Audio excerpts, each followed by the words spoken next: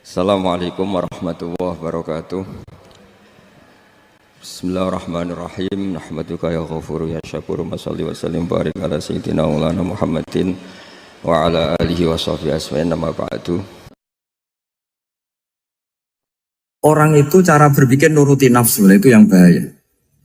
Makanya Quran kritik ara'aita man ittakhadha ilahahu hawa. Orang yang cara berpikir itu nuruti hawa nafsu. Kalau zaman Nabi, zaman sahabat, zaman ulama, itu enggak seperti itu. Sehingga cara berpikir itu mudah. Makanya kata Nabi, absyiru ya ma'syaral muslimin, kata. Kamu harus senang ya ma'syaral muslimin. Allah sekarang buka pintu langit yang sebelumnya enggak pernah dibuka. Dan Allah yubahi bikum malaikata. Dan Allah membanggakan kamu kepada para malaikat. Kenapa? Umatnya Muhammad, umatnya Rasulullah Muhammad SAW, itu kalau sampean kepengen mati setiap saat itu baik, itu resepnya gampang kata Nabi. Addu faridotan wantadzoru ukhra. Jadi Allah memberitahu, ya Muhammad, umatmu ini luar biasa. Jadi misalnya tadi kita sholat subuh, ditanya, Bahak kamu sekarang ngapain? Nunggu sholat duhur ya. Setelah sholat duhur ditanya lagi nunggu apa asar. Sehingga faman kanat hijratuhu ila Allah wa rasulih fa hijratuhu ila Allah. Jadi kalau ya sudah ini tak ijazahkan. Kalau setelah salat subuh nunggu apa? Duhur. Setelah duhur nunggu. Sehingga ketika kita mati itu statusnya penunggu sholat. Tapi kamu kan enggak miskin. Kenapa? Penunggu kaya. Nah, itu enggak masuk surga itu. Penunggu kemapanan. Berarti kan menunggu sesuatu yang seleranya nafsu. Beda kalau penunggu sholat. Berarti kamu di dunia menunggu ritual ibadah. Maka di antara ijazahnya Nabi apa? Addu faridotan wantadzoru ukhra. Melakukan satu fardu. Kemudian kita menunggu tugas berikutnya. Jadi niati saja setelah subuh nunggu apa? Duhur. Setelah duhur, meskipun kita di perapatan. Apa? Nunggu asar. Ya. Tapi ya asar betul. Jangan nunggu tok pas asar. Enggak. Jadi sebetulnya umat ini gampang sekali. Jadi di antara kebanggaan Allah, yubahi itu Allah bangga dengan malaikatnya adalah umat ini adalah addu faridotan wantadzoru ukhra. Melakukan satu fardu, kemudian menunggu fardu yang lain. Dari mengkhidmati kampus, ingin mengkhidmati masyarakat. Dari satu masyarakat lokal Semarang menjadi sampai sekarang, sampai Banjarmasin, Unisula mau bikin kampus di sana, terus gitu. Dari satu tugas ke tugas yang lain. Makanya Islam diajarkan setelah satu tugas selesai, faida faruh tafan sok. Jadi sehingga hidup kita itu dinamis. Dari satu kebaikan menunggu kebaikan lain, dari satu kebaikan menunggu.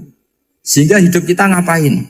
Nunggu satu kebaikan. Ini sudah masuk faman kanat hijratuhu ila Allah wa rasulih, fa hijratuhu ila Allah wa rasulih. Sehingga bayangkan kalau kita direkam Allah, Gusti kula ampun mati nak dereng sugih. Wis melarat puluhan tahun. Sakit, nunggu sesuatu sing sifatnya nafsu, kok pengen sugih tok aja cukup. Tahu buruan wong sing tahu ngenyek ndekne lho, itu kan urung-urung wis dendam.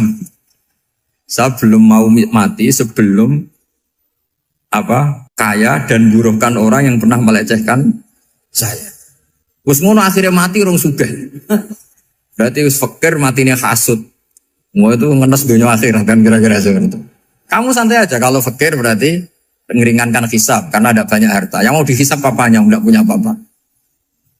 Jadi saya mohon sekali ya, Islam itu mengawal kebahagiaan. Sebab itu sampai bahagia itu menjadi perintah Islam. Qul bi fadlillah wa bi rahmati fa bidzalika falyafrahu. Karena dengan bahagia bi taat diharapkan orang Islam itu tidak bahagia atau cari kesenangan lewat jalur maksiat. Sehingga ciri utama wali apa? Ala inna awliya Allahi la khaufun alaihim walahum yahzan. Sehingga ulama dulu itu rileks-rileksnya. Termasuk yang saya ceritakan tadi, Imam Ahmad, Imam Syafi'i. Itu melihat apa saja rileks. Ya tadi kalau disenangi orang ya barokah, punya kawan kebaikan. Nak dineng ya barokah dineng di gedingi tonggo rada utang, ngeranjuk tulung gitu. Jadi rileks saja. Masyhur itu Imam Syafi'i ngendikan waman asaa ilaika faqat atlakoka. Orang yang berbuat buruk sama kamu hakikatnya adalah membebaskan kamu. Atlako itu apa? Membebaskan. Enak gak jadi hidup gitu? Kalau kamu kan enggak, kok gedeng aku salahku apa? Malah kamu ujub tuh, orang kok enggak tahu salahnya. Kamu jadi suami, istrinya ngomel, kurang apa saya sebagai suami? Ya kurang banyak, enggak ganteng, enggak kaya, enggak ini. Malah kalau diterangkan malah parah toh. Ya sudah rileks saja. Kalau dia ngomel ya tadi, alhamdulillah dapat pahala tambah apa? Biaya. Terus ngomel kan butuh energi, paling yang tidak kuat 3 jam. Nanti juga berhenti apa? Terus ambil nilai positifnya. Misalnya ngomel sama suaminya, bagus lah. Kalau ngomel sama tetangga malah kayak apa gitu aja udah. Jadi ulama dulu itu gampang sekali melihat melihat hidup. Rasulullah ya gitu, melihat hidup tuh gampang saja. Ketika tanya, ya Aisyah apa ada sarapan? Tidak ada ya Rasulullah, ya sudah saya tak puasa. Jadi enteng saja. Kadang-kadang beliau ingin puasa, ya puasa sunat, ada sarapan nggak jadi puasa. Rileks. Nabi itu rileks. Kalau ngajari kebaikan juga rileks. Nah sekarang itu banyak orang yang karena mungkin kurang baca, Islam tuh kayak menjadi aturan yang bengis, yang repot, yang mengekang. Itu tidak seperti itu. Yuridu wa bikumul yusra wala yuridu bikumul usra. Allah menghendaki agama ini mudah. Sehingga ada sahabat di Imami Mu'ad itu baca Baqarah. Sahabat ini pekerja petani, mufarokoh ditinggal. Ketika Mu'ad lapor, ya Rasulullah ini ada orang munafik, tengah-tengah sholat mufarokoh saya ditinggal. Yang disalahin itu tidak yang ninggal tapi Mu'ad.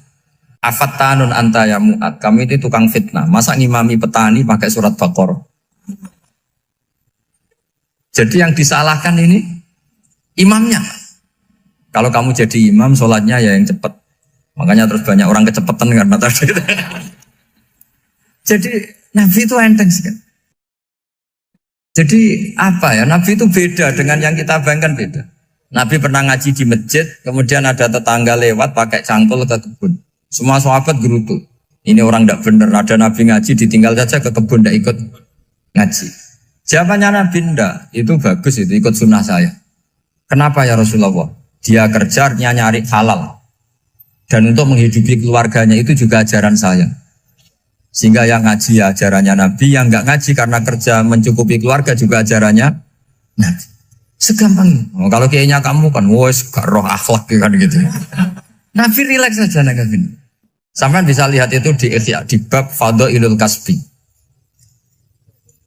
Makanya ini penting sekali supaya orang itu berpikir Islam atau mendakwakan Islam itu berdasar sanad ya yang muttasil yang pernah dilakukan Rasulullah SAW.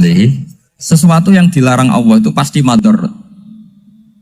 Maka untuk melarang seseorang bergantung sama narkoba misalnya atau hal-hal yang bahaya pada fisik, itu satu tentu bagi ahlullah, tentu karena takut Allah.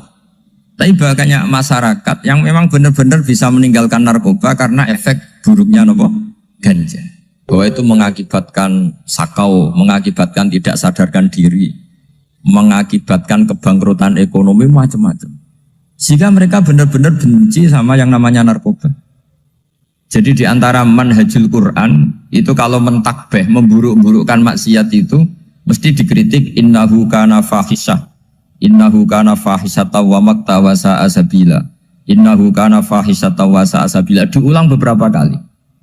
Sehingga dibutuhkan kecakapan untuk menganggap satu hal yang buruk itu fahsyah, sesuatu yang enggak rasional, sesuatu yang tidak positif, sesuatu yang pasti berdampak negatif.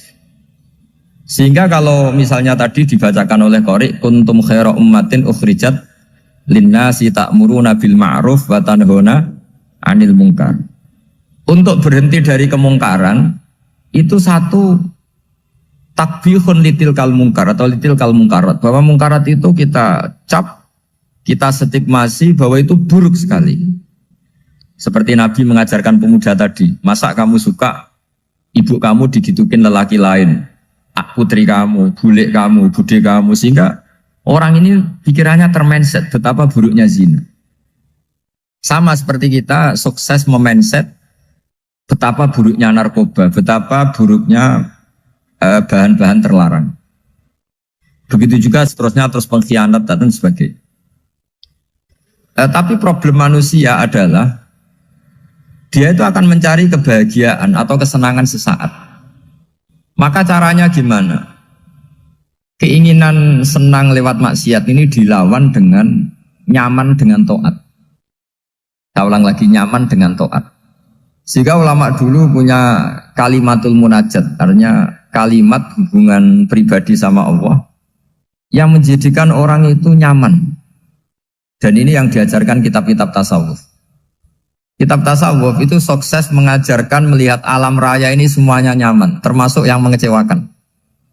Itu dianggap nyaman.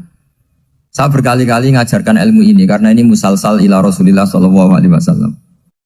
Itu pernah suatu saat Imam Ahmad itu dipanggil sama tetangganya, anak muda. Tentu Imam Ahmad ini orang yang sangat soleh, sangat waroi, sangat tunduk sama perintahnya Allah dan Rasul. Pemuda tadi manggil, ya Ahmad, datang ke rumah saya. Imam Ahmad datang. Setelah sampai ke pemuda tadi, sudah pulang lagi, saya tidak butuh kamu. Pulang lagi. Setelah sampai rumah dipanggil lagi, ya Ahmad, datang lagi. Datang lagi. Oh, saya tidak jadi butuh, pulang lagi. Sampai 3 kali. Dan itu perangai ekspresi Imam Ahmad itu, atau ulama lain yang sesoleh beliau, itu nyaman, indah. Beliau tetap senyum-senyum, nyaman. Beliau tidak tersinggung, tidak terprovokasi, pokoknya tidak tersinggung, kelihatan nyaman. Lama-lama pemuda ini terus tanya, ya Ahmad, kamu saya perlakukan seperti ini kok tidak tersinggung? Kamu senyum-senyum saja, happy-happy saja. Jawabnya Imam Ahmad itu unik. Wahai pemuda, saya kamu panggil itu senang sekali. Karena kata Nabi, kalau kamu iman dengan Allah dan Rasul, maka hormatilah tetangga. Jadi saya senang. Karena nuruti perintah Allah untuk menghormati tetangga. Jadi tidak ada urusannya dengan kamu. Kagetnya kayak apa? Jadi dipanggil tetangga ya senang karena melakukan perintahnya Allah dan Rasul, yaitu ikramul jar, fal yukrim jarum. Disuruh pulang, kamu ingin saya pulang, ya saya pulang. Disuruh datang, ya saya datang. Jadi saya tidak tersinggung, saya tidak ada urusan dengan kamu. Urusan saya dengan Allah Subhanahu wa Ta'ala. Itu kalau bapak-bapak istrinya ngomel terus sabar itu ya bagus. Saya tidak punya urusan. Kalau kamu terprovokasi oleh istri, berarti kamu didikte oleh makhluk. Masa seorang rektor didikte makhluk? Kan tidak keren. Apalagi seorang habib didikte makhluk, kan tidak keren. Yang bisa mendikte kita hanya Allah Subhanahu wa Ta'ala. Dan Allah mendikte kita, mengajarkan kita wa ashiruhunna bil ma'ruf fa in karihtuhunna fa'asa an takrahu shay'an wa yaj'alallahu fi khairan katsira. Jadi cara melihat istri kita bawel gitu atau cerewet, alhamdulillah ini ada pahala tanpa modal, cukup sabar. Kalau istri kamu sedang mesra malah mintanya ke mall, malah biayanya tinggi. Murah mana dapat pahala dimarahin sama saat mesra minta ke mall?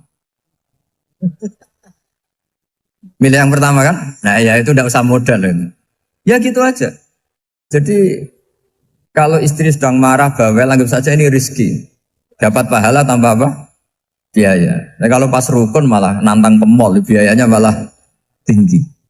Jadi ulama dulu itu melihat dunia itu happy.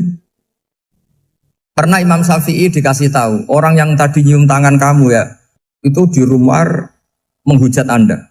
Jadi dia sopan hanya di depan Anda, kalau di luar menghujat Anda. Jawabnya Imam Syafi'i lucu.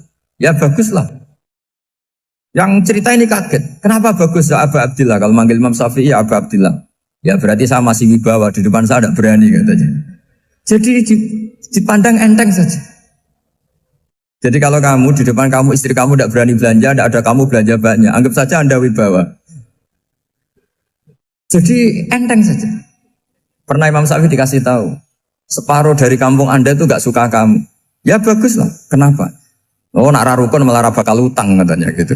Kira-kira yang utang tuh yang rukun apa yang neng-nengan? Yang rukun. Jadi enteng saja. Masyhur itu makalahnya Imam Syafi'i. Waman asa'a ilaika faqad atlaqaka. Orang yang berbuat buruk sama kamu berarti membebaskan kamu. Kalau saya sedang nenengan sama Habib Hasan Toha Putra, beliau naik Alphard gak nawarin saya sah karena baru nenengan. Tapi kalau sedang rukun malah harus repot mana? Rukun sama ndak rukun? Repot rukun sebetulnya. Jadi Imam Syafi'i itu happy saja. Kalau sedang rukun sama tetangga ya dianggap rukun itu satu kenikmatan. Sedang tidak rukun ya dianggap satu kenikmatan. Jadi orang dulu itu serilek itu melihat dunia. Kalau kita kan enggak, ego. Wah saya ini suami kok dimarahin istri. Wah ini egonya bangkit. Padahal egonya bangkit itu ada kebodohan di situ. Yaitu seorang rektor didikte seorang istri, seorang makhluk. Apalagi kalau Anda daftar wali itu tidak akan jadi wali. Ini wali kok tunduk sama makhluk. Karena didikte apa? Makhluk. Maka Imam Ahmad ketika tetangganya bully gitu ya santai saja, beliau happy. Ketika pemuda tadi eskal janggal, kenapa kamu gak tersinggung ya Ahmad? Memangnya saya harus tersinggung gimana? Kan tak panggil tidak jadi, tak panggil tidak jadi. Hei pemuda, saya ini tidak punya urusan dengan kamu. Saya nuruti kamu karena perintahnya Allah. Saya senang melakukan perintah Allah, harus berbaik sama kamu. Sampai 3 kali. Ajarkan Muhammad atau katakan Muhammad pada umatmu. Sebaiknya atau seharusnya mereka hanya gembira dengan melihat fadlnya Allah dan rahmatnya Allah. Ini harus kita pahami mulai dari konstruksi yang paling pokok, yaitu akidah. 2 ahwal. Ahwal itu 1 perilaku sosial. 3 mutammimat, sesuatu yang tidak pokok, tapi kita butuhkan dalam mengawal hidup ini. Saya beri contoh, itu sampai maksiat, itu karena cari kesenangan. Misalnya baru penat itu, ingin seneng, ada orang yang macam-macam lah, ingin melihat maksiat, apa itu pornografi, apa nyabu, apa macam-macam. Itu sebetulnya agama punya konsep yang luar biasa, yaitu seharusnya seseorang itu gembira. Gembira dengan ketaatan. Lalu pertanyaannya caranya gembira gimana? Gembira itu mudah. Jadi misalnya kamu sujud sama Allah Subhanahu wa taala. Terus cara berpikir begini. Ini sekaligus ijazah. Cara berpikir begini. Ya Allah, ini kata Sayyidina Ali, kafani izzan an akuna laka abdan wa kafani fakhron an takuna li rabban. Ya Allah, betapa sialnya saya, andaikan saya jadi budak dari makhluk yang sama. Misalnya sampean itu seorang kiai atau rektor atau doktor atau orang terpelajar, kemudian kamu jadi budak atau hamba dari makhluk yang setara. Betapa hinanya saya. Maka kata Sayyidina Ali, ya Allah saya ini cukup bahagia, cukup bangga, karena jadi budak, jadi hamba dari zat yang super atau yang maha super. Jadi kok Allah Subhanahu wa ta'ala. Sehingga ada kebahagiaan yang luar biasa karena menjadi hambanya Allah Subhanahu wa ta'ala. Setelah bangga dengan jadi hambanya Allah, maka kita akan malu. Malu misalnya kok saya bahagia itu nunggu melihat pornografi, melihat maksiat. Itu terus menjadi malu. Kenapa saya bisa didikte oleh hal-hal seremeh itu? Ya, kita malu karena didikte oleh hal-hal yang seremeh itu. Karena kita didikte oleh nafsu. Jadi izzatun nafsi, satu harga diri seseorang itu harus dihidupkan untuk hanya tunduk kepada Allah Subhanahu wa ta'ala. Sehingga Nabi itu melatih satu logika tarkul ma'asi. Nabi itu dulu ketika ada seorang pemuda yang ya karena mungkin pemuda ya, dia itu mau masuk Islam, tapi uniknya kata pemuda tadi, saya masuk Islam tapi asal dibolehkan bebas zina. Jadi ini agak sableng gitu. Jadi mau masuk Islam syaratnya dibolehkan apa? Zina atau free sex gitu. Karena orangnya agak hiper. Itu Nabi tidak langsung mengancam dengan neraka enggak. Ketika mau pamit gitu semua sahabat melarang. Mah itu jangan, kamu jangan suan Nabi, itu permintaan yang nggak masuk akal. Setelah lama ditahan, terjadi kegaduhan di masjid, Nabi dengar, itu ada apa itu? Itu ada pemuda yang mau masuk Islam tapi yasta'dzinuhu fi zina, tapi mereka minta izin Nabi untuk tetap boleh zina. Kata Nabi, pemuda itu suruh masuk, suruh menghadap saya. Ketika menghadap Nabi, saya ulang lagi ketika menghadap Nabi, Nabi mengajarinya itu luar biasa. Nabi tidak langsung mengancam dengan neraka atau dengan azab tunda. Tapi kata Nabi, atuhibbuhu li ummik. Kamu suka kalau ibu kamu itu jadi demenannya orang banyak. Pondok ya Nabi, yang demen ibu saya tak bacok kan. Karena ini ya agak preman, di mana-mana orang nakal agak preman. Terus atuhibbuhu li bintik. Kamu suka kalau putri kamu ya digitukan orang-orang. Oh ya enggak Nabi, yang gitukan putri saya tak bacok. Atuhibbuhu li kholatik. Kamu suka kalau bule kamu digitukan. Atuhibbuhu li ammatik. Kamu suka kalau saudara bapak kamu digitukan. Nabi itu mengeset ya. Cara sekarang itu otak mungkin. Nabi itu meluruskan otaknya anak muda itu. Betapa buruknya zina. Cara bahasa Arab ditakbih. Betapa buruknya zina. Kamu suka kalau korbannya ibu kamu, putri kamu, bude kamu, bule kamu. Sehingga orang itu matur ya hasbuka ya Rasulullah, ini sudah cukup. Saya tidak pernah melihat sesuatu seburuk zina. Jadi fa'al qawwa fi qalbihi bughda zina. Kemudian Allah meletakkan di hatinya, menanamkan benci zina.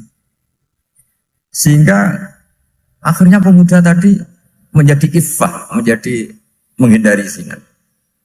Artinya begini ya, ini mungkin yang lolos dari para kita sebagai dai, kita tidak belajar banyak tarbiyahnya Rasulullah Shallallahu Alaihi Wasallam. Jadi kalau kita benci maksiat, itu jangan hanya ditakhzir, ditakutkan neraka itu enggak. Jangan hanya itu. Tapi di logika. Jadi kalau kita menghindari maksiat, itu selain karena takut azab, itu ada logika. Ada rangkaian pikiran yang menjadikan kita anti satu perbuatan apa maksiat. Jadi misalnya gini ya, kira-kira ginilah kalau contoh gampang itu. Ada orang gitu ya, nyanyi dengan pakaian yang mungkin pornografi gitu. Mungkin pemuda-pemuda ingin melihat itu, tapi bisa diobati gini. Kok enak dekne mergawe kok tak bayar ya, aku kehilangan duit. Meskipun dengan logika yang agak serampangan, yang penting menjadi kita ini punya harga diri untuk tidak tergantung hal-hal seperti itu. Sehingga Nabi itu cara menggambarkan tadi mulai atuhibbuhu li ummik. Kalau ibu kamu jadi demenannya orang lain. Pemuda tadi bilang yang demen ibu saya mau saya bunuh. Ditambah lagi atuhibbuhu li bintik. Bagaimana kalau korbannya putri kamu, bule kamu, bude kamu. Sehingga terus si pemuda tadi betapa buruknya zina. Betapa murahnya zina. Akhirnya pemuda tadi al-qawwa fi qalbi bughda zina. Terus kemudian pemuda tadi itu sangat membenci dengan apa? Berzina. Nah, pikiran-pikiran seperti ini harus kita tanamkan. Harus kita tanamkan supaya orang itu benci melakukan maksiat. Karena satu memang takut sukhtuwah, takut dibendu Allah atau dibenci Allah. Dua, memang logika kita mengarahkan tidak maksiat. Saya beri contoh ya, betapa pentingnya mindset ya, cara berpikir. Orang itu menjadi kikir itu karena nganggap hidup itu lama dan uang itu penting. Kalau zaman Nabi itu sederhana kalau melihat hidup. Pernah suatu saat Nabi itu punya jatah makan. Karena Nabi itu hidupnya juga pas-pasan. Jadi Nabi itu unik. Beliau di satu sisi kaya raya, bisa ngurmat Abu Hurairah, Ammar, Suhaib. Ashabu Sufa itu dirawat Nabi semua. Itu kan kaya, bisa merawat sekian orang. Tapi di sisi yang lain untuk pribadinya beliau miskin. Kadang nggak bisa makan hari itu. Tapi di saat yang sama bisa merawat Ahlus Sufa. Jadi keliru kalau orang hanya cerita Nabi itu miskin, untuk makan dirinya aja susah. Itu keliru. Kelirunya kalau tidak diteruskan, tapi Nabi mampu menghidupi Ahlus Sufa. Singkat cerita jatah makannya Nabi itu dikasihkan orang ketika Nabi tanya, ya Aisyah, makanan jatah saya di mana? Oh ya Rasulullah, tadi ada orang minta tak kasihkan, maka makanan itu habis. Apa kata Nabi? Kamu salah Aisyah. Yang kamu kasihkan itu justru yang masih. Ya, yang kamu kasihkan itu justru yang masih. Sehingga Nabi menganggap, makanya Nabi terus ngendikan. Ya kalau mukhatabnya lelaki ya kira-kira begini. Wahallaka min malika illa ma akalta fa'afnaita walabista fa'ablaita. Terus tanya, watasoddaqta fa'abqaita, kata Nabi. Harta kamu ya kamu makan kemudian ke WC jadi kotoran atau punya pakaian mewah nanti rusak. Wa tasaddaqta fa abqaita. Ada yang kamu sedekahkan yaitu yang abadi sampai akhir. Sehingga banyak pengusaha yang mencintai saya setelah tak ajari hadis itu, misalnya punya uang 1 miliar karena dia spekulan atau pedagang rawan bangkrut, disedekahkan ke masjid 50 juta, yaitu yang abadi. Jadi kalau suatu saat bangkrut, dia masih punya uang 50 juta di akhirat. Jadi Nabi itu mengajari sedekah itu apa? Ya sedekah itu pengabadian uang. Kalau kita kan enggak, bilang sedekah itu nguras uang. Itu pikirannya setan, dan pikirannya orang Islam.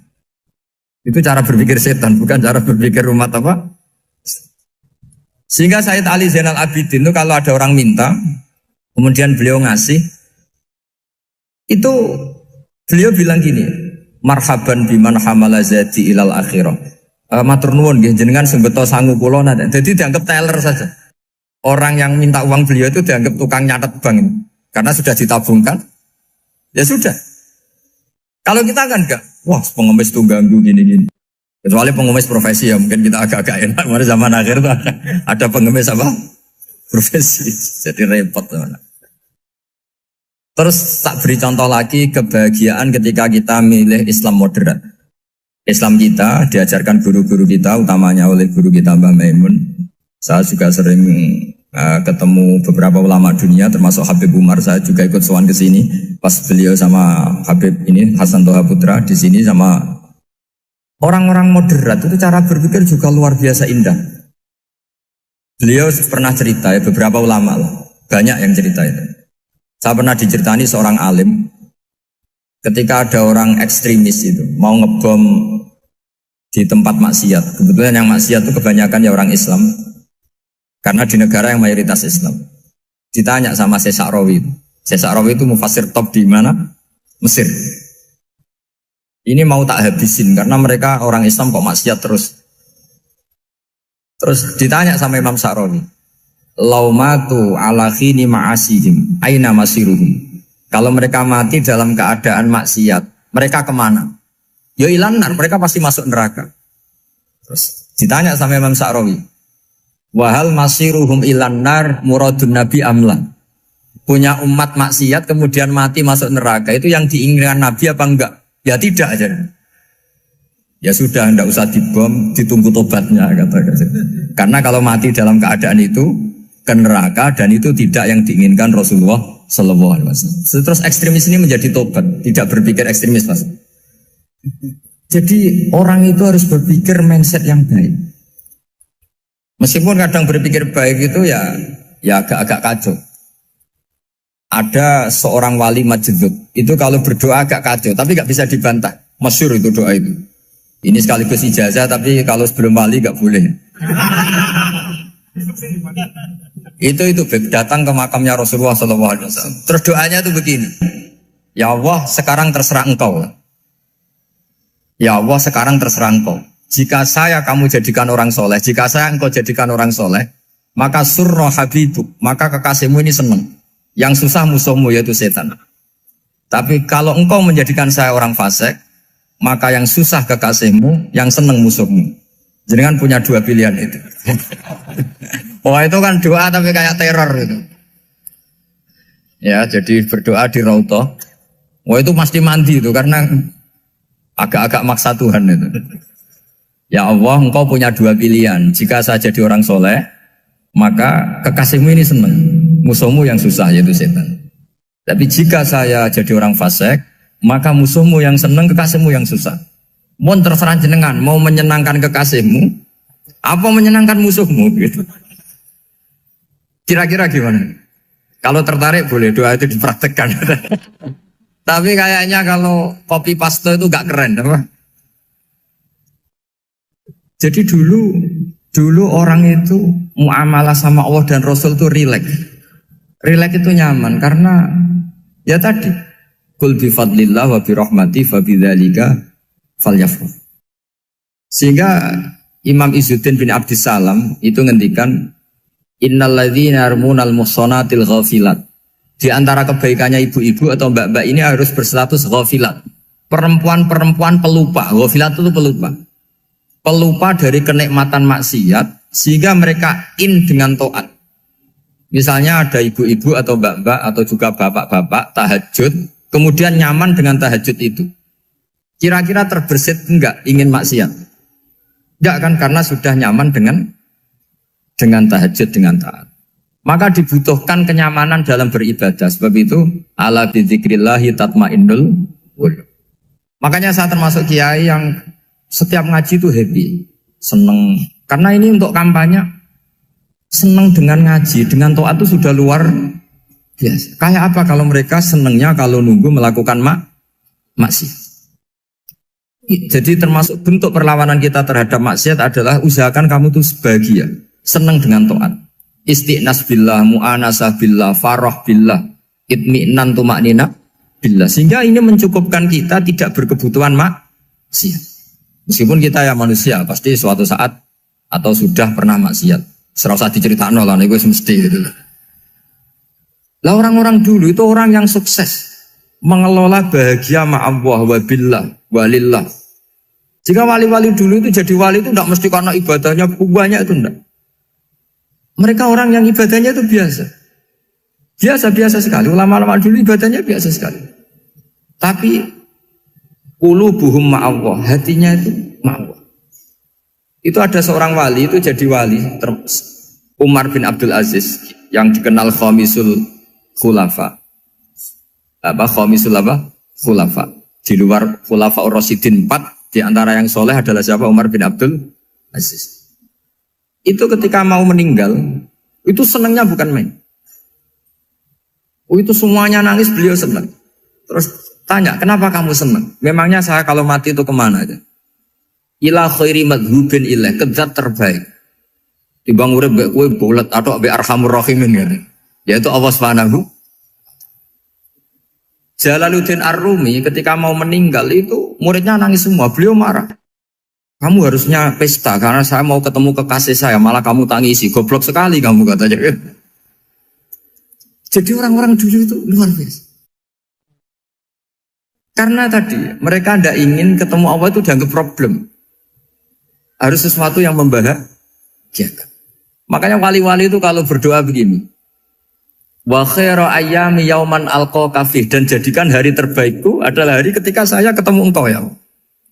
Pernah dengar doa itu? Wa khairu ayyami yauman alqa kafih, dan hari terbaikku adalah hari saat ketemu engkau. Nah, kan enggak, sampai matiku wedi. Saya tidak tahu wedi dosa apa wedi Israel apa wedi malaikat siapa? Mungkar nakir. Sebenarnya tidak perlu seperti itu.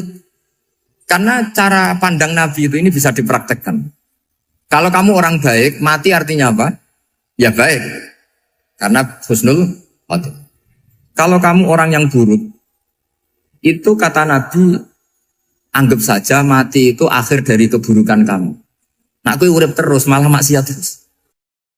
Maka Nabi itu kalau ngajari kita berdoa gini, Allah maj'alil hayata ziyadatan li fi kulli khairin wal mauta rohatan li min kulli syarri. Ya Allah, kalau saya hidup, ya anggap saja ziyadah fi kulli khairin, berpotensi nambahi kebaikan. Kalau saya mati, anggap saja ini akhir dari segala keburukan. Maka saya berkali-kali, banyak tradisi ulama-ulama NU, ulama-ulama pesantren, ya ada hanya NU, pokoknya ulama-ulama alim. Itu kalau ada orang mati, orang nakal gitu mati, ini saya gitu. Itu hadirin mesti gak terima. Wapi nanti wong wakal. Tapi dipaksa sama kiainya, saya gitu.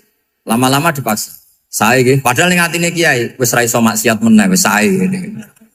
Karena dengan mati berarti saya sudah tidak bisa maksiat lagi. Jadi Nabi melihat hidup dan mati itu segampang itu. Kalau al-hayata ziyadatan li fi kulli khairin wal mauta rohatan li min kulli syarr. Coba kita ke depan itu kan ada potensi zina, potensi korupsi, potensi maksiat. Yang bisa menghentikan potensi itu apa coba? Mati ya, udah pinter ya. Sudah maju berarti. Berani mati? Berani. Tapi jangan di sini ngel-ngelo panitia. Artinya yang selama ini kita risau dengan kematian, dengan apa? Nabi ngajari kita tadi. Allah maj'alil hayata ziyadatan li fi kulli khairin wal mauta rohatan li min kulli syarr. Ya Allah, jadikan hidup ini sebagai bekal menambah kebaikan, dan suatu saat kalau saya mati, semoga itu akhir dari segala keburukan. Jadi artinya Nabi itu ngajari kita itu positif terus. Sama seperti ulamanya tadi. Nak lagi rukun mbek tonggo ya sanggep ae kanca keapian. Nak nenengan ben ra utang ngoten. Dadi pokoknya penak terus itu loh. Nak bojo lagi ngamuk, alhamdulillah gak ngajak belanja. Nak pas rukun ya alhamdulillah kok lagi rukun. Jadi gampang semua. Makanya ada seorang alim itu ngendikan begini, ada yang tanya. Saya tuh dulu ketika kaya, teman saya sering main ke saya. Setelah saya miskin gak ada teman-teman yang ke saya. Dikira si Habib ini kebetulan orangnya Habib itu mendukung keluhan dia. Ternyata enggak. Si orang alim itu bilang gini, malah bagus toh gitu. Kowe wis melarat buruhe wong. Ya sudah kamu miskin buruhnya orang lain. Misalnya tukang manol di pasar atau tukang becak. Kemudian teman-teman kamu datang, malah kamu malu tuh jadi tontonan. Bagus kalau mereka lupa, pas kamu miskin tidak ada yang lihat katanya. Jadi apa ya, dianggap enteng saja gitu. Akhirnya orang ini nggak jadi ngeluh. Selama ini kan kita ngeluh ya, ketika miskin teman-teman nggak datang. Coba kalau mereka datang pas kamu buruh bikin botol di orang lain, mantan bos buruh, malu gak? Milih datang kepada? Nggak lah, sudah bener itu. Jadi ulama dulu itu makanya sering baca biar tahu solusi hidup. Jadi ulama dulu itu gampang sekali melihat kehidupan itu, gampang sekali, indah, gampang. Kebahagiaan ini pula yang harus kita latih dalam melakukan ketaatan. Tapi memang obsesi saya terbesar atau cita-cita saya terbesar memang setiap ngaji saya ingin orang mukmin semuanya itu bahagia. Dengan bahagia itu mereka tidak neko-neko ingin mencari kebahagiaan lewat jalur apa maksiat. Sehingga dalam konstitusi ulama yang ditulis di kitab-kitab usul fikih, dan itu kitab yang saya kaji, selalu saya kaji, itu membela-bela sesuatu yang mubah itu sampai luar biasa. Karena melihat mubah itu, misalnya Anda tidur itu berstatus mubah. Anda bermain catur berstatus mubah. Anda rileks sama teman jagongan semalam dengan teman rektor atau dosen atau yayasan, itu melihatnya bukan mubah tapi tarkul maksiyah. Misalnya saya semalaman asik musamarah itu jagongan malam sama Habib Toha Al-Munawwar. Itu awang hitungnya bukan, wah ini jagungan ngalor ngidul tidak penting tuh, enggak. Malam itu bahak tidak ke dugem, tidak ke tempat maksiat. Sehingga ada ulama yang mengatakan mubah itu enggak ada. Saya ulang lagi, mubah itu enggak ada. Kan umumnya ulama bagikan wajib, ya kan, haram itu. Terus diantaranya mubah, sunat, makruh. Ada ulama yang mengatakan mubah itu enggak ada. Kenapa? Logikanya begini, itsma min mubahin illa wa yatahaqqaqu bihi tarku haramimma. Karena ada mubah yang Anda lakukan kecuali saat itu pasti ditinggalkannya sebuah keharaman. Misalnya Anda sedang jagungan sama istri di luar, di rumah, asik di rumah semalaman. Mungkin bahas hal-hal yang ringan. Mungkin melihat sinetron atau apa yang ringan. Tapi di situ terjadi Anda meninggalkan ke tempat-tempat maksiat. Sekarang ninggal maksiat itu wajib apa mubah? Wajib. Padahal Anda sedang melakukan mubah. Nah itu dicatat oleh Allah itu tarkul haram, meninggalkan keharam. Jika masyhur dalam cerita wali-wali itu, Abu Yazid yang seperti itu ibadahnya pernah tanya, ya Allah lalu yang makomnya orang seperti saya siapa? Karena beliau semalaman ibadah terus. Sama Allah dijawab, ya yang tidur di pinggir kamu itu. Abu Yazid, loh kok bisa ya Allah? Dia kan tidur terus. Ya kan dia tidur berarti meninggalkan keharaman. Ngomong sing potongan tukang maksiat itu apik turu apik melek kira-kira. Apik turu. Timbang sama nak melek pola wis turu ae kira-kira gitu. Jadi enggak usah dipaksa tahajud, dipaksa qiyamul lail itu. Iya kalau qiyamul lail. Kalau dapat informasi, ke sini ikut saya terus katut kan repot. Jadi perlawanan terhadap maksiat itu sebetulnya gampang dalam Islam karena tadi nggak ada sesuatu yang mubah kecuali saat dilakukan berakibat meninggalkan keharaman. Mudah sekali. Jika banyak orang jadi wali itu karena melakukan mubah. Itu ada orang jadi wali itu karena sering makan. Ya makan-makan biasa itu. Karena ketika makan, ya Allah, betapa doifnya saya. Katanya saya presiden, katanya saya rektor, saya kiai. Ternyata kalau nggak makan tuh lemes. Apa hebatnya makhluk yang bergantung makhluk yang lain, yaitu makanan. Nah karena seperti itu terus dia al-laja ilallah, terus dia sungkeman ning Allah. Betapa lemahnya saya. Sebab itu ketika Quran mengkritik dan dengan tanda kutip kemungkinan Tuhannya Isa bin Maryam, itu ngeritiknya sederhana Quran itu.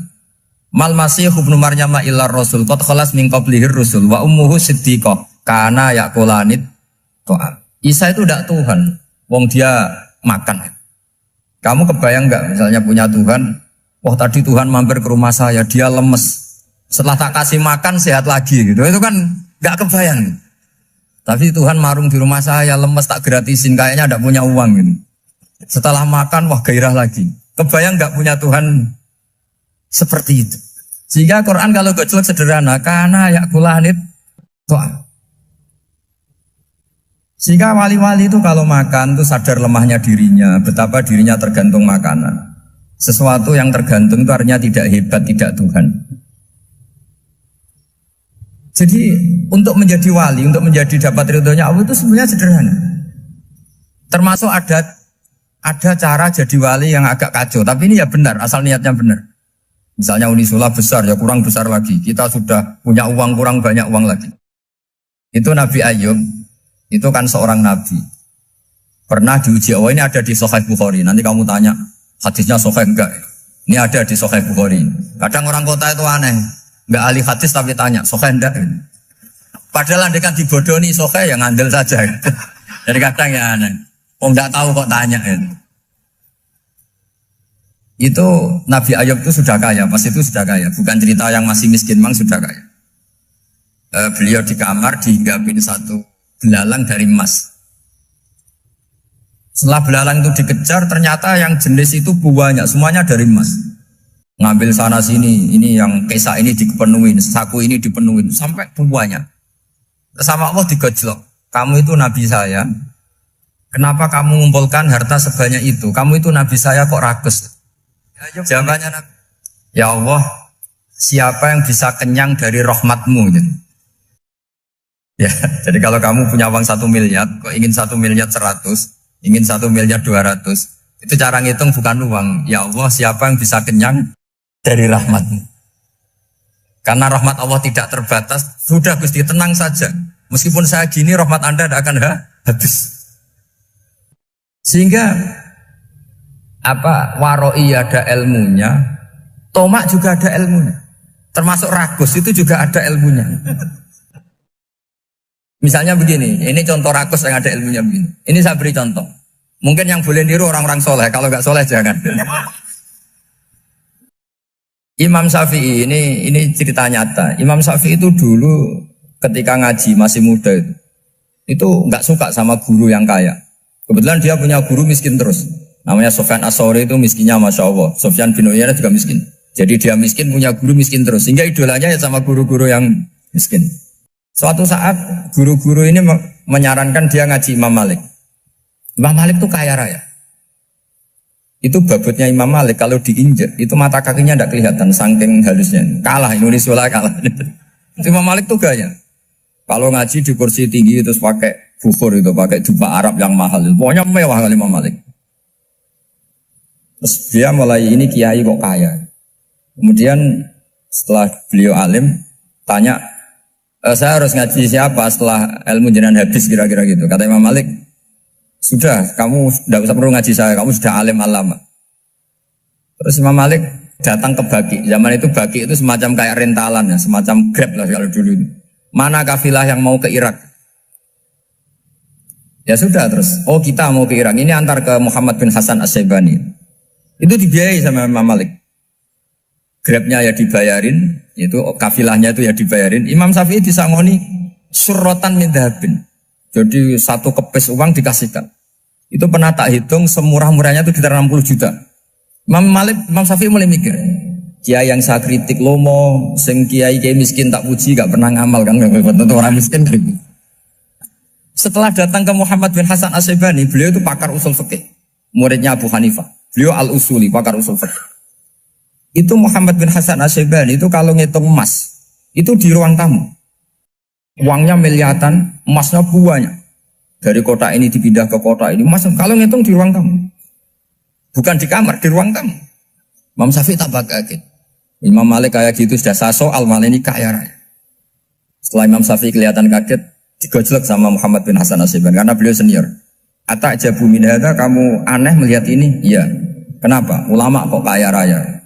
Terus kata Muhammad bin Hasan, ya sudah, uang ini tak kasihkan orang-orang fasik, binti gue demenan, gue nyabu, macam-macam. Oh jangan, nanti dipakai maksiat. Pun jenengan mau sing suka. Semenjak itu Imam Syafi'i rubah mindset. Jadi kalau kampus ini ingin akreditasi A, ingin mulia, ingin apa, kamu ridho kalau yang punya prestasi seperti itu adalah orang-orang fasik. Ridho enggak? Enggak kan? Maka didoakan ini. Nah itu namanya berpikir secara usuli. Kamu jangan hanya nuruti karena berpikir waroi terus kamu benci kekayaan. Kan tidak bisa seperti itu. Karena pangkat dan kekayaan ketika dikelola secara kesolehan maka akan menjadi energi positif yang luar biasa. Semenjak itu Muhammad bin Hasan Asy'ibani berhasil mendidik Imam Syafi'i. Sampai akhirnya keterusan Imam Syafi'i berpendapat kalau orang Islam bisa bikin rumah tingkat kok punya rumah reot itu haram. Akhirnya keterusan. Kalau bisa jadi bupati kok jadi ketua RT juga haram. Karena al-Islam ya'lu wala yu'la alaih. Islam itu luhur bukan bisa diluhurin. Sehingga rata-rata orang Syafi'iyah termasuk kiai-kiai Indonesia itu rata-rata ya agak-agak politikus. Ya agak-agak kedonyan, mungkin sebagian kedonyan tenan gitu. Karena gak ridho gitu loh. Kalau kesempatan itu dikuasai orang fasik kemudian menjadi kekuatan maksi. Coba kalau bupati itu orang yang fasik. Kemudian programnya supaya rakyat seneng semalaman dangdutan yang purno misalnya. Supaya rakyat seneng dibolehkan dugem, dibolehkan judi. Tapi kalau yang jabat orang soleh kan ada beberapa perda yang menolak penyakit apa? Masyarakat. Jadi kamu jangan melihat bahwa kepangkatan ini hanya sebagai alat korupsi, alat otoriter, enggak. Asal kena orang soleh, maka ini menjadi energi kesolehan atau energi positif. Sebab itu ketika Allah muji para nabi yang soleh, diantaranya disifati apa? Faqad ataina ala Ibrahim al-kitab wal hikmata, terus ayat wa atainahum mulkan azim. Dan Nabi Ibrahim dan keluarganya tak kasih kerajaan yang besar. Nah sekarang masih banyak orang yang cara pandang ngapain bikin unisula yang megah, ngapain berambisi punya akreditasi A dan sebagainya. Menyoal seperti itu salah secara usul fikih. Karena cara usul fikih kesempatan yang baik tentu harus diperjuangkan oleh orang-orang yang soleh. Karena ini supaya jadi otoritas yang positif. Itu dulu ada latihannya. Jadi orang dulu itu gampang sekali ketika milih miskin ditanya, kenapa miskin? Saya ingin hisab saya ringan. Tapi ketika mereka kaya yang soleh, supaya harta ini tidak dipakai orang yang nanti dipakai maksiat. Kita misalnya orang soleh mau pangkat, karena kita ada ridho, kepangkatan itu dipegang orang maksiat, kemudian menjadi energi maksiat. Begitu juga seterusnya. Maka ulama dulu itu rileks. Sampai Nawawi Al-Bantani itu nanti bisa dicek di tafsir. Qul hal yastawil ladzina ya'lamuna wal ladzina la ya'lamun. Beliau muji-muji ulama. Kemudian ada seorang yang agak hasut mungkin. Tanya begini. Hebatnya ulama itu begini-begini. Terus ditanya, tapi kenapa kita sering melihat ulama ngantri proposal di rumahnya bupati kan? Sementara bupati nggak pernah datang ke ulama ngaji ihya. Jawabannya Imam Nawawi itu unik. Ya karena ulama itu tahu gunanya uang, sehingga nyari uang untuk pondok, untuk masjid. Sementara bupatinya tidak tahu gunanya ilmu, maka tidak pernah ngaji. Jadi ya ringan saja. Jadi ya sudah seperti itu. Jadi kalau ada ulama kedonyan, anggap saja karena tahu gunanya uang. Jadi kenapa ulama ngantri di kabupaten, bukan bupati ngantri di ulama? Jawabannya karena ulama tahu gunanya. Wah, sementara bupatinya nggak tahu gunanya ilmu. Kira-kira gitu lah. Ada ustadz tidak ganteng, kesensem rondo cantik, karena tahu gunanya ustadz itu. Artinya tahu gunanya kalau saya nikah nanti punya anak jadi gus, karena kan dia kiai gitu. Tapi rondonya raro gunanya dia karena miskin gitu. Jadi ulama dulu itu rileks, menafsirkan apa saja itu rileks, termasuk saat terpojok itu rileks. Karena semuanya dianalisis pakai ilmu. Sehingga ciri utama wali itu apa? Ala inna awliya Allahi la khaufun alaihim walahum yahzanun. Enggak ada rasa takut, enggak ada rasa gampang. Karena melihat sesuatu itu gampang saja. Saya ulang lagi, melihat sesuatu itu gampang saja, ringan. Oke, semoga barokah. Assalamualaikum warahmatullahi wabarakatuh.